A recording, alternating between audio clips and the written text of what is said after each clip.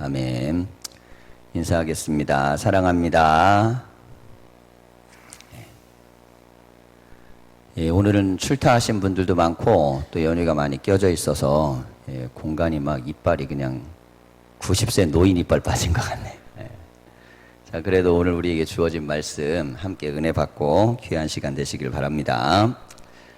오늘 우리가 함께 나눈 21장 말씀, 지난주를 보면 이 아브라함의 가정이에요. 가정 문제가 해결되는 게 보여지거든요. 이 아브라함과 이제 사라 사이에 태어난 이삭과 그리고 하갈 사이에 태어난 이스마엘 문제가 굉장히 큰 골칫덩어리였는데 하나님께서 그거를 이제 해결해 주셨어요. 그래서 이스마엘도 큰 민족을 이루고 살 수 있도록 길을 열어줘서 아브라함의 부담이 다 이제 덜어지는 겁니다. 자, 그런데 이 스토리를 우리가 좀 잘 보셔야 돼요. 흐름상. 자, 창세기 12장부터요 50장에 흐른 이 흐름 속에 나타나는 가장 중요한 이 흐름은 누구냐면 하나님과 아브라함입니다. 하나님과 아브라함. 12장에서 50장 마지막까지 하나님과 아브라함이라는 단어는 지속적으로 계속 나와요. 무슨 뜻이냐면 하나님이 아브라함을 중심적으로 모든 문제를 해결해 주시는 겁니다. 자, 그러니까 아브라함을 중심으로 해결할 때는 이유가 있겠죠.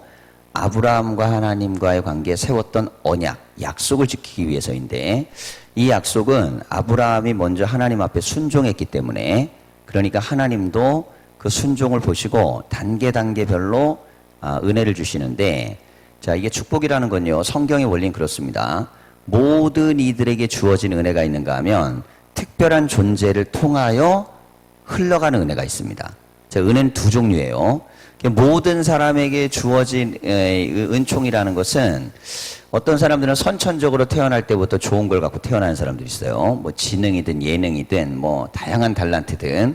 자, 이것은 모든 사람들에게 소위 말해서 뭐 생물학적으로 혹은 유전적으로 주어진 은혜입니다. 이게 있어요. 그래서 예수를 믿든 안 믿든 하나님을 믿든 안 믿든 상관없이 그 사람이 갖고 있는 역량이라는 게 세상을 살 수 있는 힘이 되는 경우가 있습니다.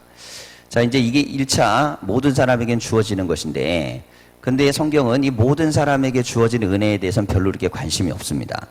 자, 그럼 어디에 관심을 두냐면 특별한 사람을 통하여 부여되는 은혜, 여기에 집중하고 있어요. 그 사람이 이제 아브라함입니다. 자, 가족 문제도 해결될 때 보면 누구 중심적으로 됐냐면 아브라함 중심적으로 됐어요. 사실은 사라는 어떤 마음을 좀 가졌냐면 그냥 쫓아내기만 하면 돼요. 쫓아낸다는 뜻이 뭐겠어요? 내 눈앞에 보기 싫어요. 그럼 내 눈앞에 보기 싫은데 나가서 잘 되길 바랄까요? 여러분, 내 눈앞에 보기 싫은 사람은요 나가서도 잘 되길 바라지 않아요. 그렇지 않겠습니까? 눈앞에 얼씬거리는 것도 싫은데 나가갖고 성공했다고 생각해 보세요. 얼마나 막 화가 나겠어요. 사라 중심적으로 했다 그러면 이 하갈하고 이스마엘은 망했어야 됩니다. 자, 근데 하나님이 아브라함을 생각하시는 거예요.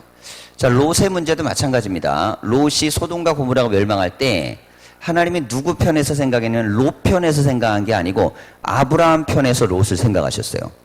자, 그래서 아브라함 입장에서 롯의 문제를 해결합니다. 자, 이번도 마찬가지예요. 이번에 이제 어떤 문제가 생겼냐면 지금은 이제 이 아브라함이 가나안 땅에 들어왔는데 특별히 블레셋 족속이 강하게 자리 잡고 있는 이 원주민들이 굉장히 오랜 동안 자리매김한 곳에 들어왔습니다. 근데 아브라함은 수십 년밖에 안 됐어요. 그리고 뭐 여기에서 아무리 뭐 한 수십 년 됐었어도 이게 뭐 수백 년 있었던 사람들에 비하면 그 터치대를 이겨낼 수가 없겠죠.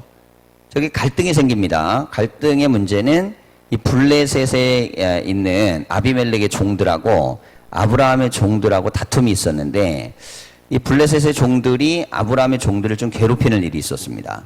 자, 그러니까 말하자면 이제 관계의 문제가 이제 가정의 문제에서 일정량 사회와 그리고 이건 이제 일종의 직장 같은 거죠. 직장에서 이제 문제가 터진 거예요. 자, 이렇게 됐을 때 이제 22절부터 좀 보면요. 그때 그랬습니다. 그때가 어느 때입니까? 가정 문제가 해결됐을 때 아비멜렉과 그 군대 장관 비골이 아브라함에게 말하여 이르되 이 사람들이 먼저 찾아왔어요. 자, 먼저 찾아와서 이르기를 내가 무슨 일을 하든지 하나님이 너와 함께 계시도다. 그런즉 너는 나와 내 아들과 내 손자에게 거짓되이 행하지 아니하기를 이제 여기서 하나님께 가리켜 내게 맹세하라.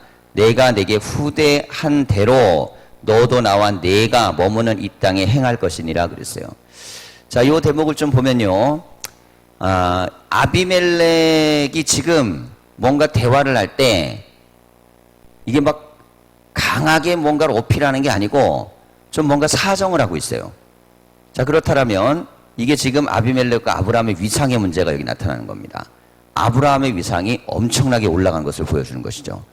불과 이 지역에 들어온 지 얼마 되지 않아요. 몇십 년밖에 안 됐는데 사실 들어올 때만 해도 별 볼 일 없이 들어왔어요. 근데 수십 년을 지나는 동안 아브라함은 뭘 해냈냐면 아주 치열하게 인생을 살아낸 것입니다. 그렇게 살아내면서 이 지역의 패권을 갖고 있는 블레셋의 아비멜렉이 아브라함을 함부로 할 수 없을 만큼 자기를 강력하게 만들어냈어요. 자, 이걸 우리가 좀 봐야 되는데 우리가 신앙생활을 하고 삶을 살아갈 때 있어서 사람들은요, 어차피 시간은 24시간 다 동일합니다. 그리고 24시간이 동일해서 미래라는 것이 열려있는 것도 다 동일해요. 자, 그런데 똑같은 24시간 안에서 미래를 살아가는 결단, 자, 이게 다 똑같을 수는 없죠. 오늘은 내일을 준비하며 사는 거예요, 사람들은. 오늘만 산다고 생각하는 사람은 아무도 없습니다. 이게 오늘 죽을 사람 아닌 이상은 사람은요, 내일을 준비하며 사는 것이에요. 자, 근데 내일만 준비할 수는 없죠.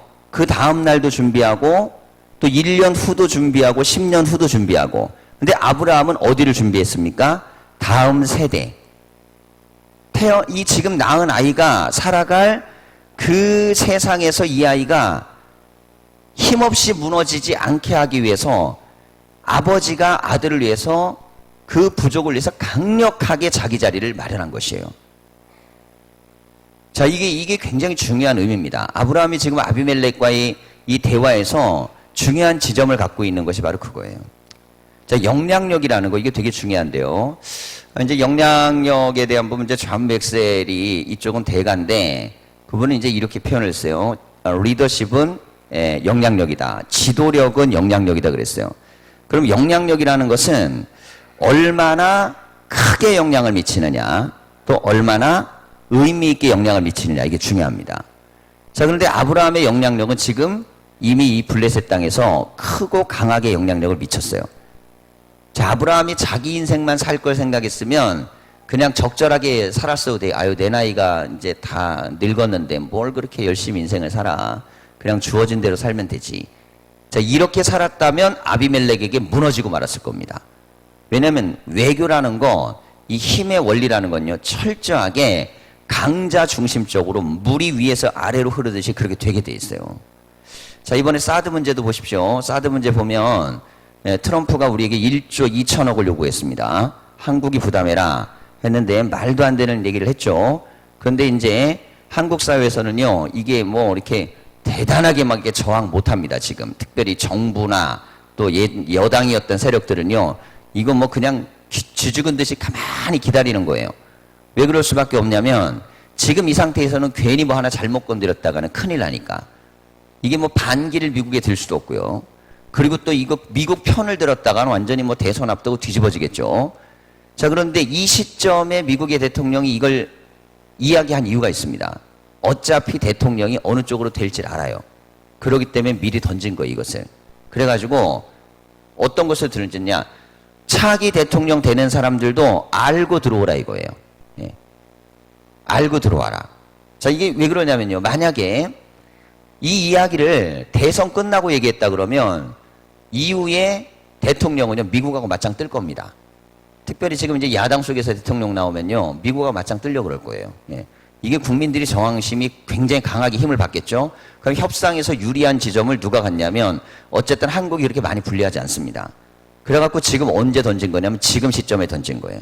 야당 측에서도 크게 반발 못해요. 왜? 이게 혹이라도 보수나 미국 쪽으로 힘이 기울어져 가지고 갈까봐. 자, 어떤 협상이라는 거, 그건 시점이 중요합니다. 두 번째는 뭐가 중요하면 능력이 중요해요. 자, 이 힘의 능력이 중요한데요. 보세요. 미국의 대통령이 우리나라에다가 그렇게 요구하는 가장 중요한 이유가 뭐냐면, 자, 그거 요구하면 이제 우리가 그럴 수밖에 없어요. 무슨 소리냐. 그거 너무 많으니까 미국도 부담하고 이렇게 가자. 자, 그냥 딜은 없어요. 이 외교라는 건 장사기 때문에. 주고받는 힘의 논리라. 그럼 당연히 미국에서는 자기들이 원하는 무기를 사라라고 요구할 것입니다. 자, 그래서 우리는요, 한국에 들어가는 남한 사회의 국방비라는 것은 거의 다 미국에다 갖다 주는 돈이에요. 예. 근데 그럴 수밖에 없습니다. 왜냐면 힘에 놀리니까. 자, 이것이 옳으냐 그르냐는 두 번째예요. 중요한 건 뭐냐면 강한 나라가 되지 않으면 항상 그렇게 살 수밖에 없어요. 부족도 마찬가지고 국가도 마찬가지입니다. 자, 그런데 아브라함 이야기를 보면 아브라함이 지금 팔레스타인 지역에 들어갔는데 그 지역에 있는 팔레스타인 사람들이 그것도 지도자가 함부로 할 수 없을 만큼 강력한 부족을 만들었습니다. 자, 성도들이 세상에서 무시 안 당하려면 능력을 갖춰야 됩니다. 그렇잖아요. 남들이 우리를 무시하지 못할 만큼의 자기 분야의 능력이 있어야 돼요. 자기 분야에. 그러니까 내가 적어도 어떤 일을 하든 이 일을 하면 다른 사람들이 우리를 함부로 여기지 못하고 이 영역의 일을 한다 그랬을 때는 우리가 하는 것들을 갖다가 야, 뭐 어려운 거 있으면 저 사람한테 물어봐야지. 뭐 도움을 구해야 되면 저 사람한테 구해야지. 자, 이렇게 우리를 실현해 놓고 만들어 놓는 것에 성공을 해야 됩니다. 자, 우리가 이제 이 부분을 좀 이해를 잘 하셔야 돼요. 우리가 신약과 구약을 균형 있게 좀 읽어야 되는데요. 신약에서는 대부분 우리는 죄인이고 우리는 약하고 예수 그리스도가 구원자 되심이 강력한 메시지입니다. 자, 그것은 우리의 실존적 인간이 죄인이란 뜻이지 우리가 힘없고 나약하게 인생을 살라는 뜻이 절대 아니에요. 그리고 힘없고 나약한 사람들을 그걸 또 나름대로 정당화해줘서도 안 됩니다. 자, 예를 들어서 보세요. 장애인 교회가 있어요. 장애가 있습니다. 그럼 그분들은 신체적으로 약하죠. 그분들에게는 하나님은 장애를 도우시는 하나님이 되셔야 돼요. 그러니까 약한 자의 하나님이 되는 게 맞습니다. 자, 지적으로 굉장히 좀 열악한 환경에 되는 지체 장애자들이 모여 있는 곳이 있어요. 거기서 예배를 드릴 때 하나님은 그 지적 장애를 갖고 있는 사람에게 약한 자도 도우시고 함께 하신 하나님이 되셔야 돼요. 그래야만 강자든 누구든 돕는 거예요. 그런데 멀쩡하게 정상적이면 입장이 달라지는 거예요. 그때는 우리가 하나님의 이름으로 우리 스스로를 만들고 세워낼 수 있는 만큼 치열하게 우리가 인생을 살아야 됩니다. 자, 인생은요, 얼마나 치열하게 살아내느냐만큼 그만큼 남에게 당연히 그것이 표현되게 돼 있어요. 어느 자리에서든 어느 곳에서든 마찬가지입니다. 자, 그러니까 세상을 살아갈 만한 능력과 힘을 갖추고 있지 않으면 세상은요, 끊임없이 힘의 논리 아닙니까? 무시당하는 거예요. 업신여김을 당하는 겁니다. 인정을 못 받는 거예요. 자, 이렇게 돼버리면 우리가 뭐 복음을 전한다든지 능력을 행하려고 그래도 들어주지도 않습니다. 자, 그러니까 결국엔 뭘 잘해내야 되냐면 우리는 우리의 삶의 자리에서 내가 가지고 있는 달란트와 능력을 가지고 최선을 다해서 세상이 우리를 무시할 수 없을 만큼 우리를 키워내야 돼요. 자, 그러려면 어떻게 해야겠습니까? 그러면 적어도 내 분야에서만큼은 최고가 되려는 노력을 해야 됩니다. 자, 물론 최고가 되는 것만이 옳은 것이냐? 최고가 되는 것만이 옳은 건 아니죠. 하지만 최선은 다해야 돼요. 이게 최선을 다하지 않고 내 삶의 자리에서 무기력하고 약하면 어느 순간은요, 무시당하고 팽당하고 그러면서 이렇게 얘기하면 안 돼요. 야, 감히 날 무시해? 아니, 무시당할 만한 위치에 있으니까 무시당하는 거예요. 무시당하지 않을 만큼의 위치에 있든지 무시당하지 않을 능력을 갖춰야 됩니다. 그게 안 된다면 세상은요, 아주 냉혹합니다. 지금 이게 믿음의 공동체 얘기가 아니고 블레셋 땅은 믿음이 없는 땅에서 거기에서 아브라함이 믿는 사람이 살아남는 얘기예요. 자, 세상을 보십시오. 세상은 하나님을 다 믿지 않죠. 그러니까 우리가 세상에 나가면 세상 사람들이 우리를 어떻게 대해야 되느냐? 세상 사람들이 우리를 함부로 대하면 안 돼요. 함부로 대하지 못할 만큼 우리 스스로가 우리를 그렇게 노력하고 만들어야 됩니다. 자, 그러려고 그러면 몇 가지를 잘해야 됩니다. 첫째는 뭐냐면 아브라함이 뭐에 뛰어나면 전문성에 뛰어났어요. 자, 자기가 하는 일에 대해서는요, 아브라함은 이게 이제 목축을 하는 사람이니까 목축을 해가지고 자기 일의 분야에서만큼은 최고가 된 것입니다. 자, 두 번째는 또 무엇을 잘한 것이냐면 일만 잘한 것이 아니라 이 부족의 족장이니까 지도력이 있어야 되잖아요. 예. 지도자가 그냥 착하기만 하면 안 됩니다. 지도자는 이 부족 전체를 지켜낼 만한 지도력이 있어야 돼요. 자, 그것이 없다 그러면 그 사람은 지도자 하지 말아야 됩니다. 그는 그냥 따라가는 사람 해야 돼요. 자, 지도력에 대한 부분은 어디에 있겠습니까? 지도력은 다른 이들이 의존하고 싶을 만큼의 능력을 갖추는 것이에요. 누군가가 나를 의존하고 싶은 거예요. 그러니까 아브라함의 식솔들이나 이 종들은요, 아브라함을 의존하죠. 그만큼 자기를 잘 만들어냈습니다. 자, 이렇게 되었더니 갈등이 생길 때 아비멜렉이 오히려 와가지고 도움을 요청하는 것입니다. 자, 우리가 신앙의 자리, 믿음의 자리에 서 있으면서 내 삶을 내일을 위하여 나는 얼마나 하나님 뜻과 은혜 가운데 성실하게 옳게 사는가. 물론 그 사람마다 인생을 어떻게 살아야 됐다는 설계도는 다릅니다. 다 달라요.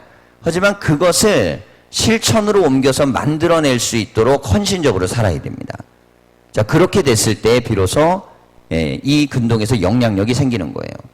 자, 그러면서 24절을 보면 아브라함이 이르되 내가 맹세하리라 하고, 자, 이 문제는 해줬어요. 알겠다. 네가 이때까지 나에게 베푼 그게 은혜가 있다면 나도 그걸 기억하겠다. 자, 이렇게 이야기한 후에 아비멜렉의 종들이 아브라함의 우물을 빼앗은 일에 관하여, 자, 서로 분쟁이 있었는데 아브라함의 종들이 빼앗겼어요. 그러니까 무슨 뜻입니까? 힘이 없었던 거죠. 아브라함의 종들이 아비멜렉의 종들보다 힘이 없었어요.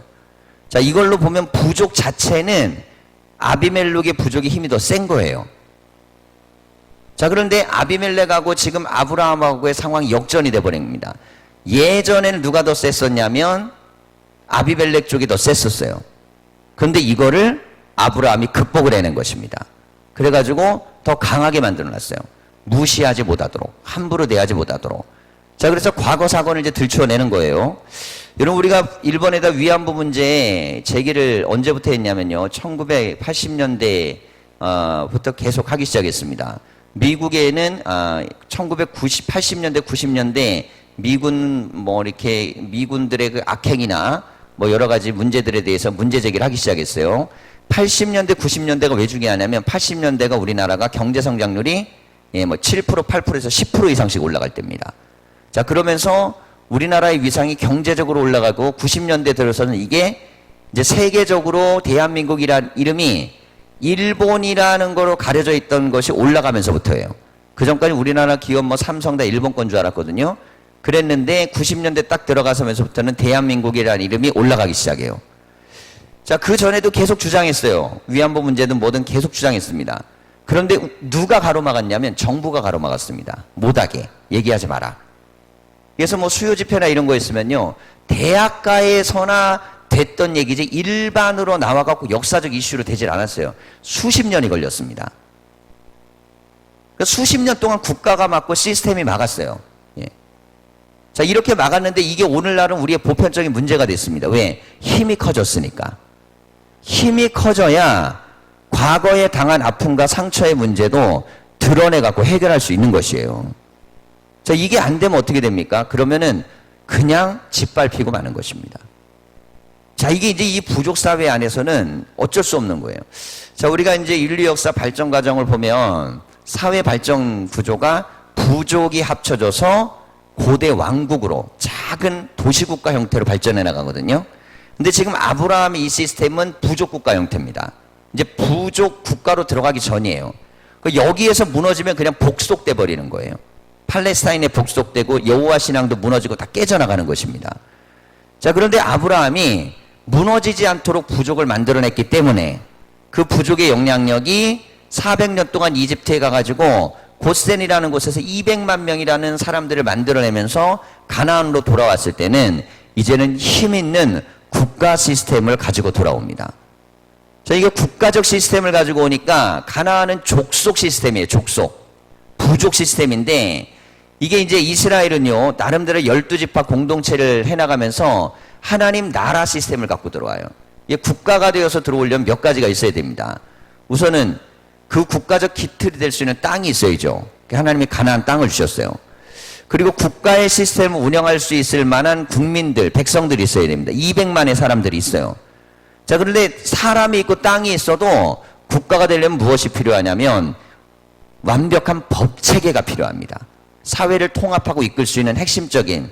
그런데 광야에서 하나님께서 그들에게 뭘 주시냐면 율법을 주시죠.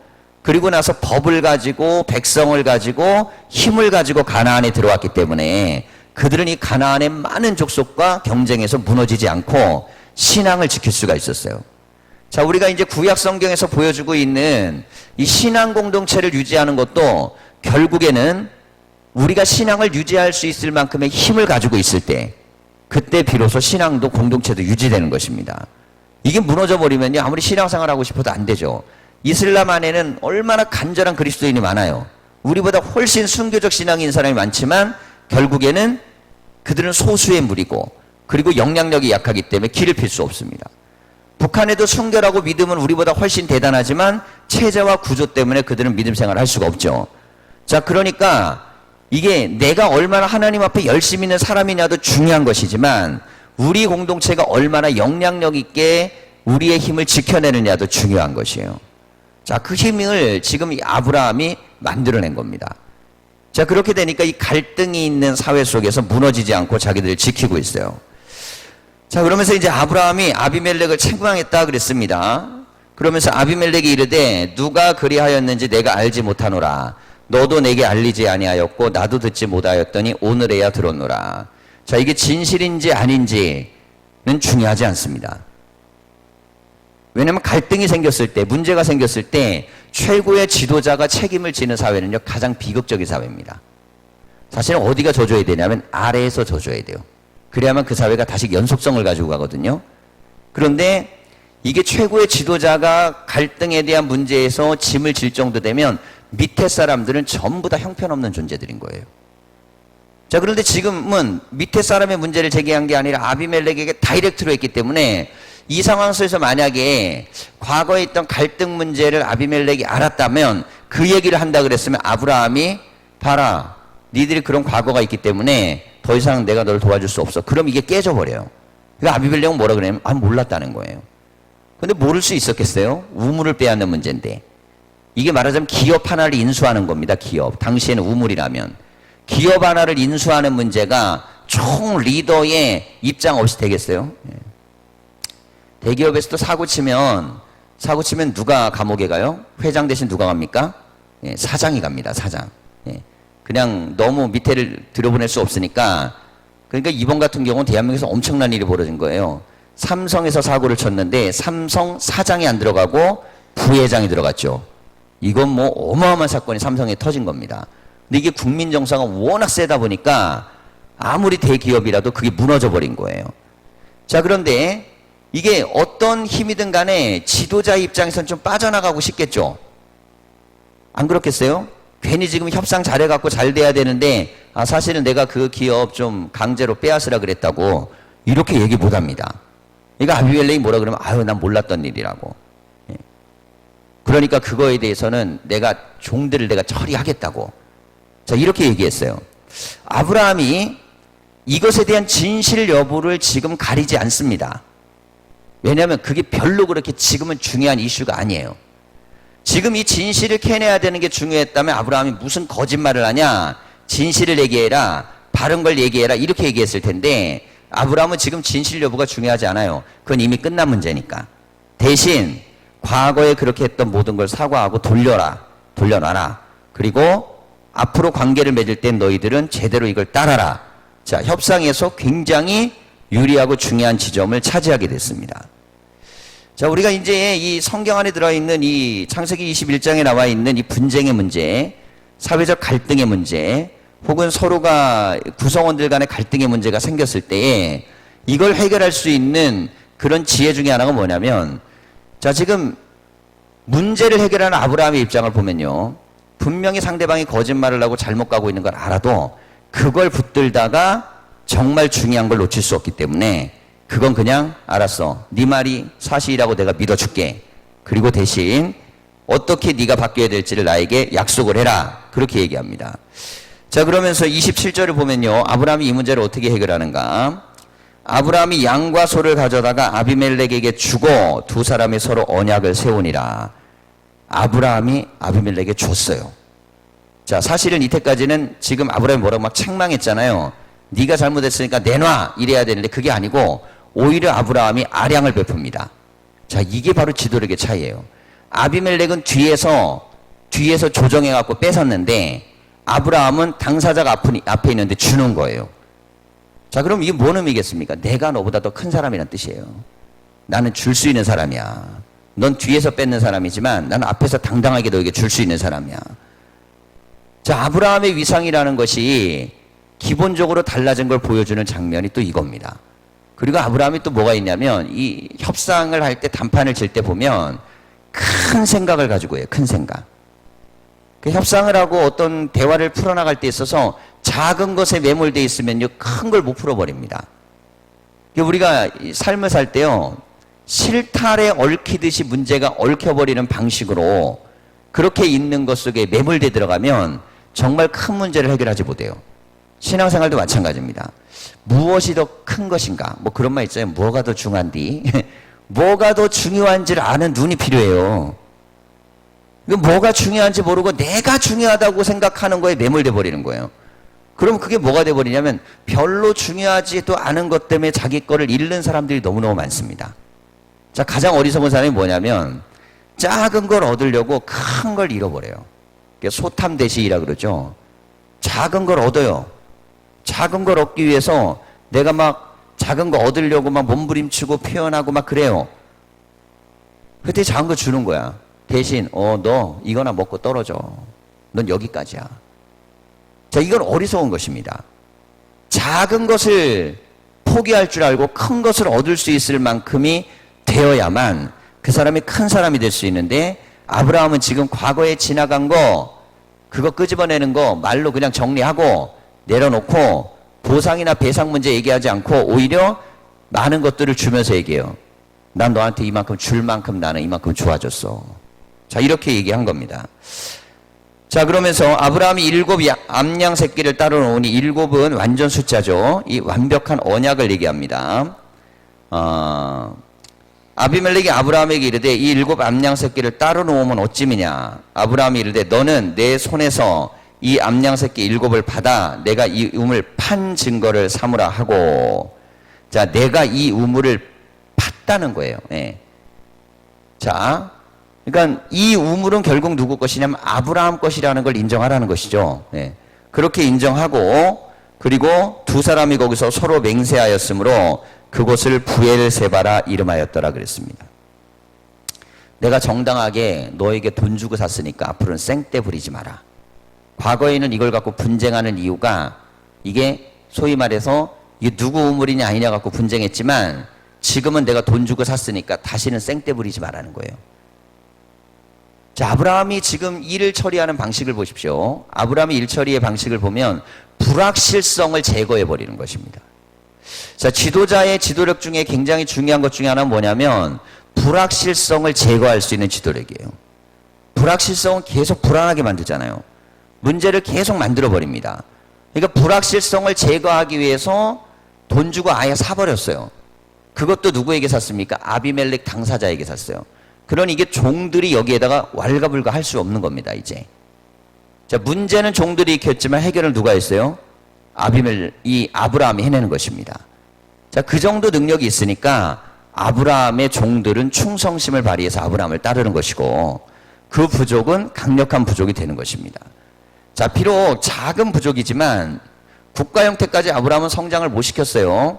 그리고 한 400년 지나서야 비로소 이제 이 부족이 커지지만, 그래도 그들은 우리 조상 아브라함이 하나님을 어떻게 섬기며 또 어떤 능력을 갖고 살았는지를 알았기 때문에, 그것 때문에 자긍심을 갖고 그들은 늘 아브라함을 기억합니다. 자, 이 아브라함을 기억할 때 기억되는 사건, 이 안에서는 굉장히 많아요. 우리가 이제 12장부터 보면 많은데 대부분의 것이 하나님과의 관계 문제입니다. 하나님과 관계 문제. 하나님과 관계 문제는 그냥 믿음을 잘 지키면 돼요, 원리가. 그런데 주변에 강대국 갖고 생기는 문제는, 오늘 같은 문제는 중요한 문제입니다. 왜냐하면 가나안 땅에 이스라엘 백성들이 들어왔을 때 우리 조상 아브라함은 어떻게 해결했지? 자, 이것이 그들에게는 배울 점이 되고 교훈이 돼요. 자, 아브라함이 어떻게 해결합니까? 아브라함은 큰 지도력을 발휘해 갖고 이 문제를 해결을 했어요. 자, 그러면서 32절을 보면 그들이 부엘세바에서 언약을 세우매 아비멜렉과 그 군대 장관 비골은 떠나 블레셋 사람의 땅으로 돌아갔고 그랬습니다. 찾아와서 좀 약간은 협상에 있어서 좀 굽히고 간 거죠. 그리고 갔다가 이제 아브라함이 돈 주고 산 우물을 맹세 맺고 이제 돌아가게 됐어요. 자, 아브라함은 부엘세바에 에스델 나무를 심고 거기서 영원하신 여호와의 이름을 불렀으며, 자, 이 대목을 우리가 잘 보셔야 됩니다. 아브라함이 하는 것 중에 제단을 쌓고 라는 대목이 많거든요. 아브라함 어디를 가든 단을 쌓습니다. 근데 여기에는 기념식수를 심었어요. 기념식수. 나무를 심어놓고, 나무라는 건 수백 년 살지 않습니까? 예. 그렇게 함으로 말미암아 이 나무를 기억해라. 여기는 우리 조상 아브라함이 블레셋의 아비멜렉에게서 우물을 산 곳이다라는 걸 기념하는 장소예요. 자, 이걸 기념하는 장소가, 이 기념의 핵심 뭡니까? 아브라함의 승리를 기념하는 것입니다. 아브라함의 협상의 승리. 아브라함이 이 땅에 들어와서 드디어 정말 아브라함이 자리를 잡았음을 보여주는 사건이에요. 정말 힘들죠. 이주해 와갖고, 이주민. 우리도 외국인 노동자들 들어와 살고 막 가정들 살잖아요. 수십 년 된다 그래갖고 막 그 사람이 어마어마한 자리까지 올라가지 않습니다. 항상 그들은 밑바닥에 있거나, 그리고 오랜 세월이 지나서 그 피가 섞여지고 그 사람들의 이미지가 사라진 이후에야 그 자손의 자손이 빛을 보기 시작해요. 웬만해서는 일대 때 자리를 잡는 것은 그건 불가능합니다. 자, 근데 아브라함은요, 당대에 이곳에 가서 자리를 잡았어요. 자, 믿음으로 나아가며 자신의 삶의 자리가 인정받을 수 있을 만큼 만들어낸 것입니다. 자, 사람이요, 인정을 받는다는 거, 지금 여기에서는 뭐 윗사람이 아랫사람 인정하는 게 아니잖아요. 윗사람이 아랫사람 인정할 때는요, 그냥 윗사람한테 잘하기만 하면 인정받아요. 근데 이거는 적대자한테 인정받은 거예요, 적대자. 블레셋 땅에 들어갔을 때 분쟁이 있고 막 우물을 뺏고 땅을 뺏고 할 정도로 이 적대자인데, 적대 세력이 와가지고 아브라함을 인정했습니다. 그만큼 아브라함이 삶의 자리에서 자기를 살아낸 것이에요. 그러니까 우리는요, 우리를 비난하고 비판하는 사람들, 하물며 우리의 적이라고 생각하는 사람들조차도 무시하지 못할 만큼 내 인생을 살아낼 때에, 그럴 때 비로소 우리가 역사의 내 기록을 쓸 수 있어요. 자, 아브라함의 이야기는 후대에, 400년, 500년 후대에 이 후손들이 아브라함의 이야기를 들으면서 기억하는 거예요. 그래, 우리 조상 아브라함은 당대 때도 이걸 해냈는데, 자그마한 부족이면서도 이 일을 했는데, 우리는 어마어마한 200만의 백성들이 이걸 못하겠나. 자, 그런 마음을 가지고 그들은 이 창세기를 읽는 것입니다. 자, 성경은 오늘의 삶에 적용될 때 능력이 되는 것입니다. 그러니 성경의 원리를 적용하기 위해서 우리가 힘쓰고 애써야 돼요. 자, 그러면서 34절을 보면 그가 블레셋 사람의 땅에서 여러 날을 지냈더라 그랬어요. 자, 이 땅은 원래 아브라함의 땅이 아니에요. 그런데 블레셋 사람의 땅에 들어가서 거주해도 블레셋인이 함부로 할 수 없어요. 그리고 그 지역에 있어도 아브라함의 위상이라는 게 어마어마하게 높아진 것입니다. 이게 이제 흑인들이요, 우리나라 오면 흑인들 중에 미국 흑인이 있고 아프리카 흑인이 있잖아요. 그러면 사람들이 국적을 물어요. 그럼 미국이라 그러면 한국 사람은 그 사람이 흑인이라도 굉장하게 쳐다봐요. 대단한가 보다. 근데 아프리카 케냐에서 왔다 그러면 아무리 대단한 사람도 무시합니다. 자, 이게 바른 건 아니에요. 절대 좋은 건 아닙니다. 사람의 인간성이나 모든 것들을 그런 식으로 보는 것은 나쁜 눈이죠. 그런데 그건 현실 안에 존재하는 눈이라는 건 인정해야 돼요. 현실 안에서 어떤 공동체의 힘 속에 들어가 있느냐, 그 공동체 일원으로서 내가 있느냐 아니냐에 대한 부분에서 그 사람 평가가 이루어집니다. 그러니까 나 한 개인의 역량도 중요하지만 지금 아브라함은 족장이니까 자기가 속해 있는 그룹과 공동체가 무시당하지 않을 만큼 강력하게 만들어내는 것입니다. 자, 이게 얼마나 우리에게 중요한 문제인지 몰라요. 지도자들을 뽑을 때나 앞으로도 뭐 이게 마찬가지인데요. 그 사람들의 대화 얘기, 물론 뭐 다 비슷하긴 하지만 그 걸어온 인생의 과거를 돌아보면 이 사람은 공동체와 다른 사람들을 강하게 만들어주고 정말 당당하게 만들어주고 그 사람들에게 희망을 주는 인생을 살았는가, 아니면 자기의 삶과 인생만을 갖다가 어떻게든 그 자리에서 올라가고 만들어내고 그렇게 하기 위해 살았는가. 자, 이걸 우리가 잘 봐야 됩니다. 왜냐하면 인생이 걸어온 대로 그대로 살게 돼 있어요. 자기만을 위해서 살아온 사람은요, 죽을 때까지 더 강하게 그걸 위해 살게 돼 있고, 자기를 통해 공동체를 살리려고 살았던 사람은 그 모든 걸 마지막까지 그렇게 실천하며 살게 돼 있습니다. 이게 지금 아브라함은요, 자기만을 위해 인생을 사는 게 아니에요. 아브라함은 그 후손과 앞으로 다가올 하나님의 나라를 위해서 그의 인생을 살았습니다. 자, 그것이 얼마나 무거운 책임감이냐면 사람이 어느 정도의 인생의 범위를 갖고 사느냐가 중요합니다. 자, 이게 중요해요. 자, 제가 교회 목사이기도 하고요. 우리 집에 남편이기도 하고 아빠이기도 합니다. 자, 그러면 뭐 친구들 만나면 친구이기도 하고요. 어떤 공동체에 소속되느냐에 따라 불리는 칭호가 다르죠. 자, 그런데 그 범위에 대한 부분을 좀 생각해 볼 필요가 있어요. 내가 아빠인데 아빠의 입장으로서 아빠인 것 때문에 교회에 소홀한다? 그러면 그런 사람의 지도력은 목사로 쓰시면 안 돼요. 그럼 캐톨릭 신부가 훨씬 난 거예요. 왜냐면 캐톨릭 신부는요, 자식 안 낳았고 자식 양육비도 안 줘도 되잖아. 결혼할 때 결혼하는데 부주도 안 해도 되잖아. 안 그래요? 네. 이런 생각을 해보시죠. 제가 오늘 새벽에 기도하면서 그런 생각이 있어요. 야, 참 교인들은 되게 착하다. 목사가 결혼해갖고 자식 낳는데 뒷바라지 다 해줘요. 다 해줘, 진짜. 그런데 이걸 다 해주는데 정당하고 당당하게 여겨요. 정당하고 당당하지 않습니다. 왜냐면 캐톨릭의 신부들은 결혼 안 하잖아요. 결혼 안 하고 자식 안 낳잖아요. 그리고 나서 자기의 생활하는 생활비 이상을 받지 않고 그들은 살아요. 그럼 나머지 모든 것들을 누가 씁니까? 교회와 공동체가 사용합니다. 근데 교인들은요, 그래도 목사든 목사 가정이든 모두가 다 존경하고 높여요. 자, 그러면 뒤에서 무슨 얘기를 하는지 목사는 깨달아 알아야 돼요. 무슨 얘기를 할 것 같아요? 반드시 정말 우리가 헌신하고 하는 것처럼 그 사람이 우리에 대해서 우선순위의 문제에서 공동체를 먼저 생각하는가. 이건 굉장히 중요하게 봅니다. 반드시 보게 돼 있어요. 안 볼 수가 없습니다. 왜냐하면 교인들은 헌금하고 헌신하고 노력하면서 충성을 다하지만 사람이 느끼는 느낌이라는 게 있어요. 다른 것이 아닙니다. 뭐냐면 공동체 지도자라면 내 공동체를 1순위로 생각할 수 있는 사람이냐를 생각해야 돼요.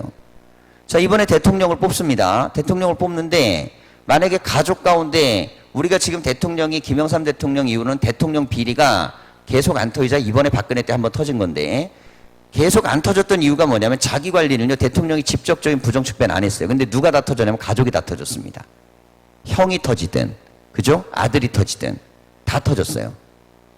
그런데 그게 터졌을 때 그 비리가 터지면 그건 다이렉트로 누구에게 비난이 갑니까? 그 대통령 자신이에요. 왜냐하면 국민 전체를 위해서 뽑아놓은 거지 그 형님하고 그 아들내미 딸내미를 위해 뽑아놓은 게 아니에요. 근데 우리는 우리나라 구조 시스템 자체를 최고의 권력자도 그런 마음을 갖고 국가를 경영합니다. 그런 마음을 갖고 국가를 경영하니 대통령이라는 사람이 그 자리에 올라가서 그래가지고 우리는 가족 없는 여자 대통령이 올라갔을 때 가족들 다 차단하고 정치를 해갖고 남들이 뭐라 그랬냐면 이 사람만큼 훌륭할 사람이 없을 거라 그랬어. 그랬더니 이 사람은 아예 수십 년 동안 가족도 아닌 사람을 위해 삶을 살아버린 거예요. 근데 그것도 여전히 뭡니까? 모든 국민이 그 사람을 지지하고 권력을 주고 뭘 줬다면 그것은 누구를 위해 되돌려줘야 되냐면 지도자의 자리에 안 올라갈 건 모를까 올라갈 거면 공동체에다가 줘야 돼요. 그게 맞는 겁니다.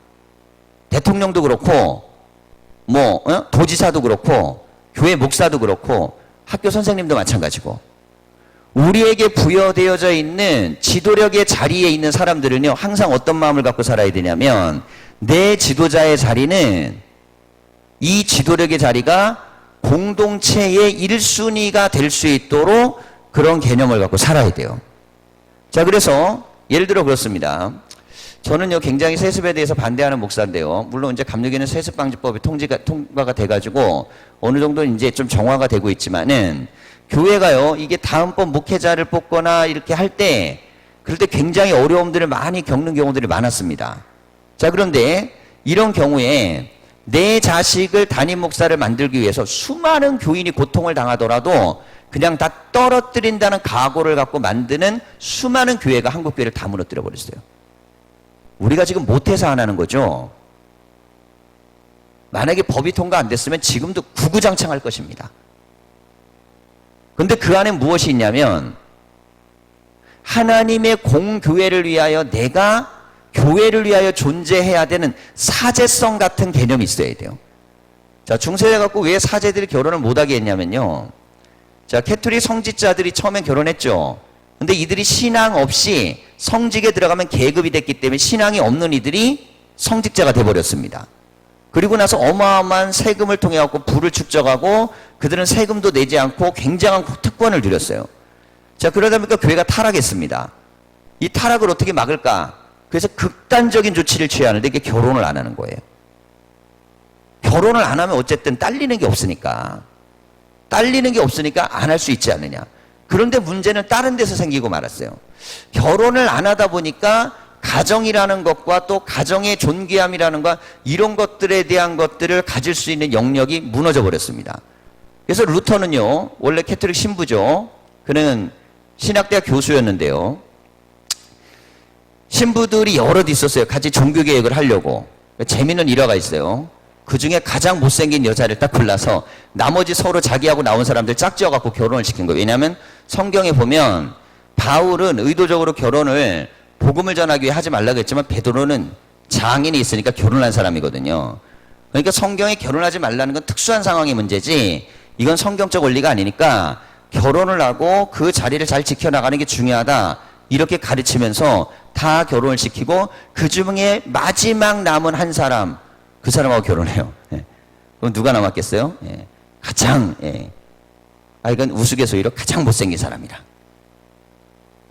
근데 그렇게 결혼하고 루터가 중세교회의 캐토릭 제도의 한계를 깹니다. 자, 이건요, 가족 제도를 복원해서 그래가지고 더 건강하게 만들려고 하는 목적이지, 그걸 가지고 교회가 거기 막 좌지우지를 하고 교인들이 다 그걸 위해서 충성해야 되고 이런 것이 아니에요. 자, 그러면 교회는 누구를 위해 존재해야 됩니까? 교회는 결국 하나님을 위해 존재해야 되고, 그리고 목사는 교인을 위해 존재해야 되는 것이고, 자, 마찬가지입니다. 교회에서 직분을 맡고 있는 장로라는 직책은 누구를 위해 존재해야겠어요? 모든 평신도를 위해 존재해야 되는 거예요. 나에게 맡겨져 있는 타이틀이 내 공동체를 어떻게 만들어낼 수 있느냐는 중요한 문제입니다. 그래서 나에게 주어지는 뭐 이렇게 이름이 있잖아요. 뭐 인도자가 됐든 뭐 속장이 됐든 타이틀이 뭐 교사가 됐든 뭔가 주어져요. 그러면 그것이 주어지는 게 중요한 게 아니고 그 이름에 맞게 내가 그 공동체를 얼마나 강하게 만들어내고 정말 영향력 있는 공동체를 만들어내기 위해서 내 모든 걸 다 헌신할 수 있느냐. 아브라함이 이 블레셋 땅에서 이걸 성공했기 때문에 아브라함의 족속은 그 신앙도 안 잃어버리고 족속도 멸망하지 않은 것입니다. 여러분, 교회가 힘을 가지려면 교회는 사적 이익을 구하는 집단으로 전락되면 안 됩니다. 그러다 보면 점점 더 밑바닥이 무너지는 거예요. 밑바닥이. 여러분, 우리는 어디를 향해 가야 되냐면 하나님의 말씀이 우리를 세울 수 있는 영역을 향해 가야 됩니다.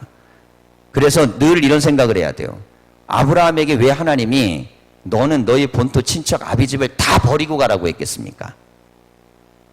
그게 남아있으면요, 하나님 절반 의지하고 집안 절반 의지하고 고향 절반 의지하고 하나님 절반 의지하고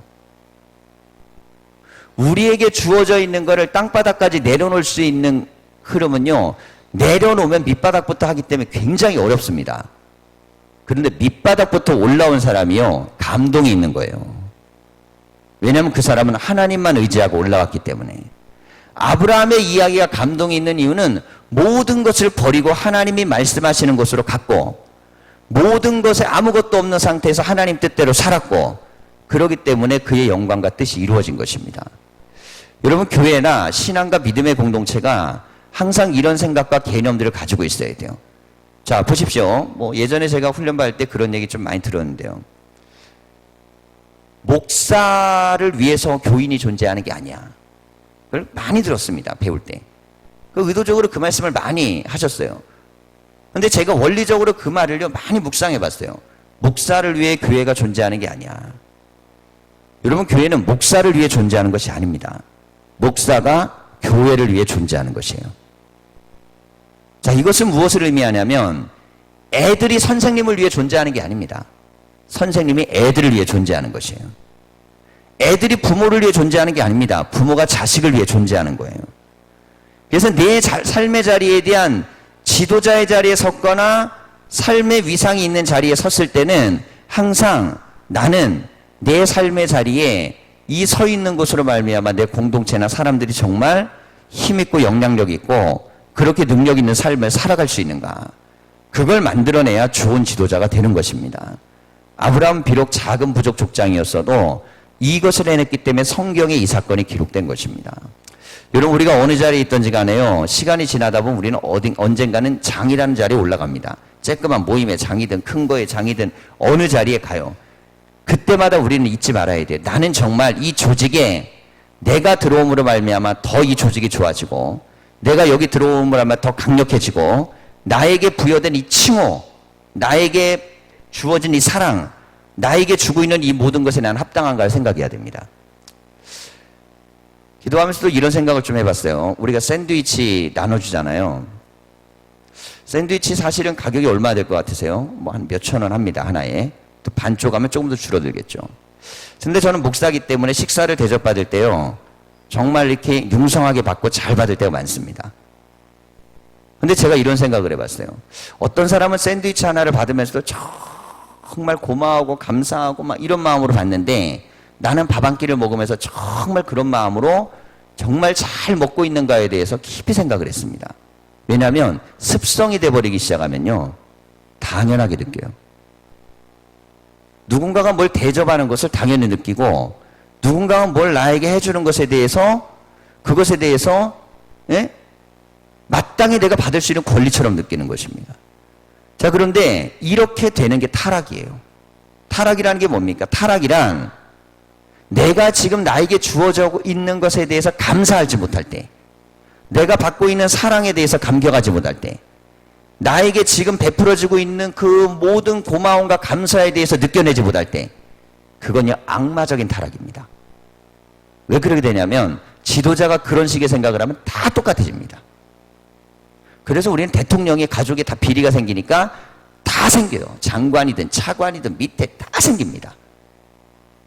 위에가 깨끗한 물로 흘려내보내도 밑에서는 더러워지는 법인데, 위에가 온통 더러운 물을 내려다 보내니까 밑에는 다 더러운 걸 정상으로 여겨요.